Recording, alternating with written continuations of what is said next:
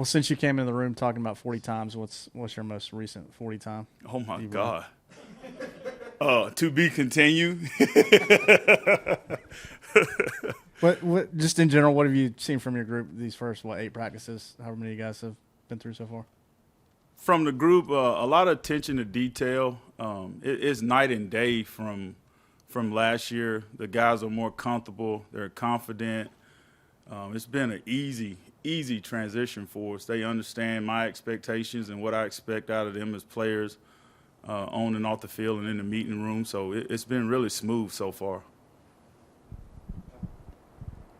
Jimmy, Zach's kind of talked about, I think you're his first coach he's had that's been here consecutive seasons for him. How much can consistency from a coach, consistency from a messaging and technique standpoint really help a player in his development? That's a great point. When we had an early meeting in February, I looked at the group and I was like, hey, what's great about this picture? What's pretty cool about this picture? And they couldn't figure it out. I said, hey, I'm the first coach you had in consecutive years. I think, but it just goes back to the continuity, just knowing what to do in drills, knowing the type of questions that I'm going to ask in position meetings, just knowing my coaching style and my expectation. And it's been great because they've been able to coach the guys also as I'm trying to coach a guy that's taking a rep at that time. Speaking of Zach, just what have you seen from a development standpoint from him, maybe dating back to last season, and maybe what's next for him as he goes into what's a big year for him? Man, Zach, the first thing I told him after watching tape from last season, the year before when we got here, was just to improve on his fundamentals from hand placement, footwork, pad level, explosion, lockout, then understanding how to get off blocks with certain schemes. And then just learning how to tackle, which is a lost art for D linemen. So he's progressed really well. Now it's pretty cool because he can come off the field when a certain situation happens and he can explain to me what happened or what he did. Or, hey, coach, I tried this move or I got this blocking scheme. So it's really great to see his football IQ grow. It's not there where we want it yet, but it's night and day, and it's helped him improve as a player.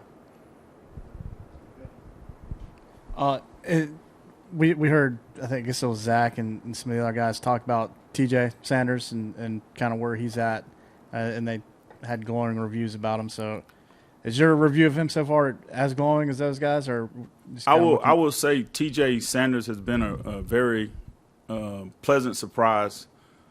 And even go back to last August when he first got here. I mean, he really couldn't chew bubble gum and walk straight when we did drills and things like that. But to see him mature, I think having the bowl practices helped him. From August to December, when we went out in December to practice, and even Nick Barrett as well, those two freshmen looked totally different.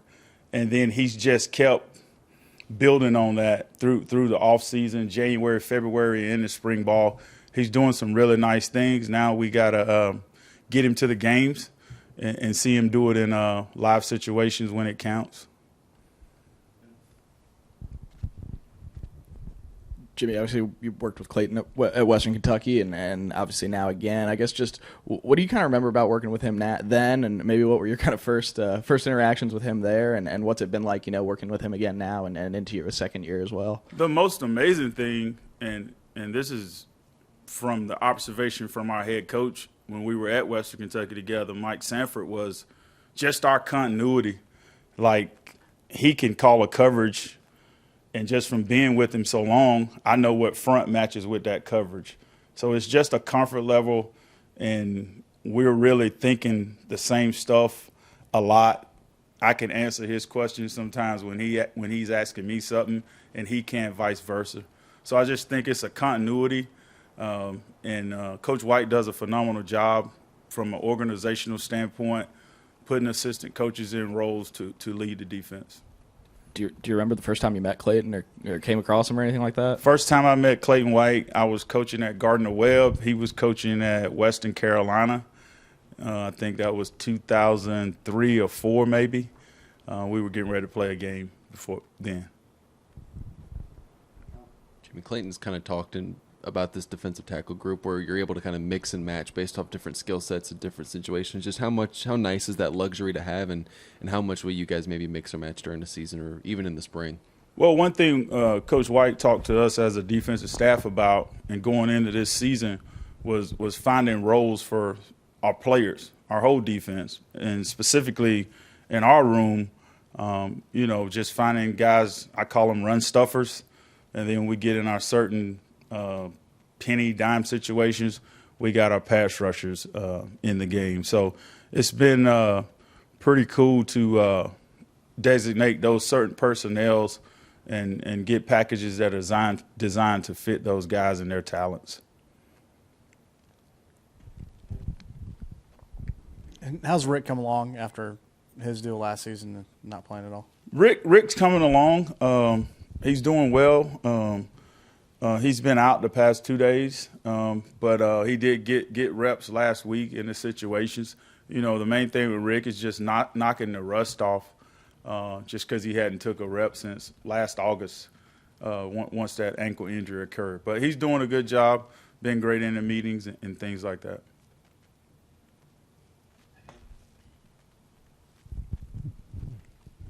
Jimmy, you kind of touched on it, but obviously the Jordan Strawn and Birch are stepping into bigger roles, and what have you kind of seen from those guys, if at all, and working with your guys as well, and how have they kind of adjusted with that group as well? And again, guys like Zach Pickens also being in a bigger role again this year. How have those guys kind of adjusted? I think the one thing about our group up front, including the edge guys, and it really correlates to our team, is our guys genuinely care about each other. They do things together. So it's just a comfort level with each other when they're out there on the field. Jordan Birch and Jordan Strong, they're very talented players for us on the edge. Coach Lucas does a great job with those guys, and I'm excited to see them continue to grow.